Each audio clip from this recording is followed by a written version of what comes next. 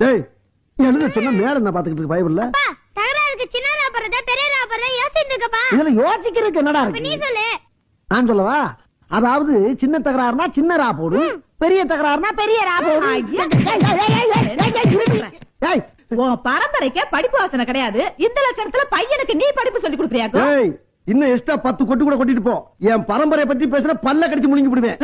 பொல்லாத பரம்பரை, பீத்த பரம்பரை. என்ன தண்ணி கண்ட என் பரம்பரையில? பின்ன என்னயா, என்ன கட்டிக்கிட்டு வந்ததுக்கு அப்புறம் தான் நீ நல்ல துணிமணியா கட்ட ஆரம்பிச்ச. அதுக்கு முன்னால காக்கி டவுசர்ல பச்சை ஓட்டு சிவப்பு ஓட்டுன்னு ஒட்டு ஓட்டா போட்டுக்கிட்டு திரிஞ்ச. அதையாச்சும் போட்டு திரிஞ்சப்பல அடிச்சு போலாம். என்ன அடிக்க கை வாங்கிட்டியா? இருவனா டேய்